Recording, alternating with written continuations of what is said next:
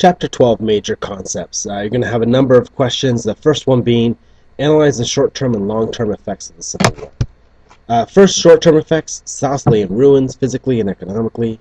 There's many homeless and displaced from the war. They needed food and shelter immediately.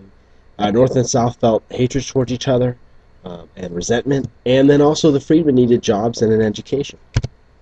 Long-term effects was the passage of the 13th, 14th, and 15th Amendments. The blacks eventually faced segregation, literacy tests, poll taxes, Jim Crow laws, black codes, all part of segregation. And also another long-term effect was that the South economy was eventually industrialized.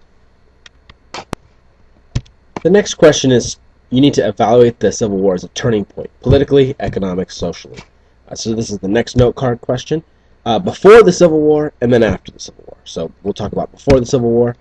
Politically, nations deeply divided over slavery, new parties formed, and economically, North is more industrial and urban, South is dependent on continental slave labor. Socially, North reform movements, and in the South, many African Americans are enslaved. After the Civil War, it was a political turning point. 13th Amendment abolished slavery, 14th guaranteed equal rights to African Americans, and 15th Amendment barred states from denying African Americans the right to vote.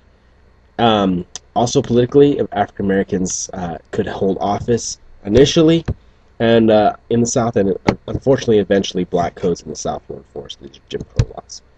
Economically, there was inflation. South was physically destroyed and economically ruined. Sharecropping system begins. New industries begin in the South. And then socially, after the Civil War, many people were killed or injured during the war. There were new opportunities for African Americans. Freedmen needed education and jobs. And eventually, segregation and other discriminatory practices took hold in the South.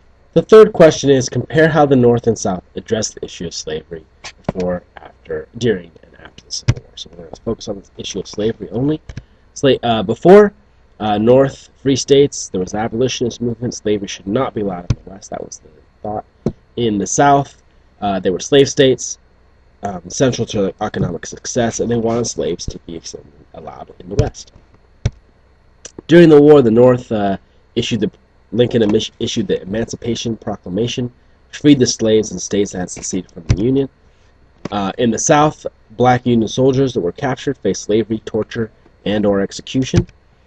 And after the Civil War, in the North, basically through the radical Republicans, they passed the 13th, 14th, and 15th Amendments during the Reconstruction.